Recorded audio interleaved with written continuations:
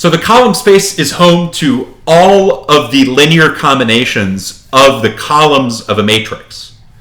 Well, if our matrix is m by n, that means each column has m coordinates in it. So we know that every vector in the column space belongs to r to the m.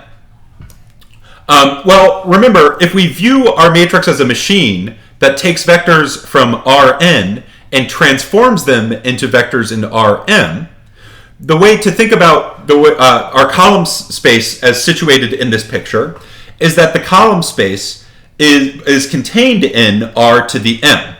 So again, we use this sideways U notation to communicate that. By writing col of A sideways U R to the m, what we're indicating is that the vectors in the column space have m coordinates. So here we have two generic shapes for matrices.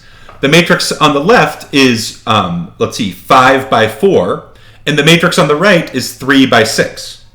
Now, if we were studying the null space of the matrix on the left here, we would be studying certain types of vectors that have 4 coordinates because the matrix on the left here has 4 columns. If we're studying the column space, then we're studying all linear combinations of the columns of this matrix, which means that we're studying vectors that have 5 coordinates. So here we would write the column space of A sideways U, or is contained in R to the 5.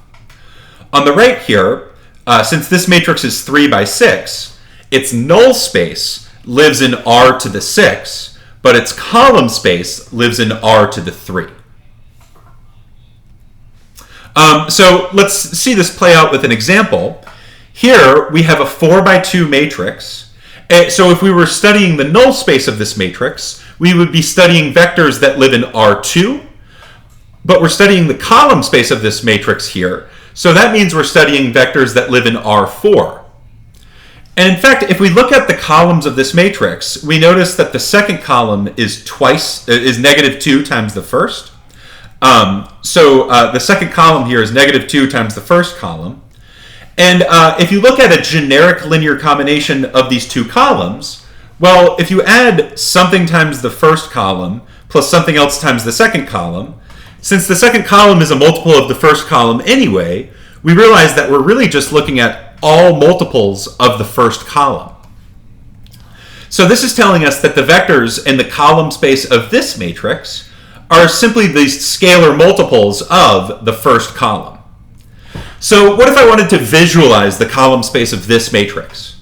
Well, I know that I'm looking at a picture that belongs in 4 dimensions, so I'm not even going to pretend like I can see that picture, or at least that picture in its entirety, but I do know what it should like if I could see it. If I'm looking at all scalar multiples of one vector, what I'm really just looking at is a line in space. So we have the first column of our matrix, which is some vector floating in 4 space. And the column space of this matrix, again, because the second column was a scalar multiple of the first, tells us that the linear combinations of the columns of this matrix are really just all scalar multiples of this first column. So the column space of this matrix just looks like one line parallel to the vector negative 3, 2, negative 1, negative 2 in 4 space. What else are column spaces useful for? Remember that when we studied digraphs, we said that if we put weights on the arrows, we can multiply the incidence matrix by the weight vector, and that produces a vector that gives us the net flow through all of the nodes. So in this example, we have a directed graph on 3 nodes and 4 arrows. And here I've collected all of the weights on all of the arrows into a weight vector. And now if I take my incidence matrix and multiply by the weight vector, this produces all of the net flows through the nodes. But if we start this equation, we realize this is relevant to our conversation about column spaces. What are we doing when we multiply A by the weight vector? We're taking a linear combination of the columns of A using the coefficients inside of the weight vector. That produces the net flow vector, And in fact, the net flow vector has to live in the column space of our matrix. So what this is really saying is that the vectors in the column space of our incidence matrix are really all of the possible net flow configurations for that particular digraph. So this is actually a theorem.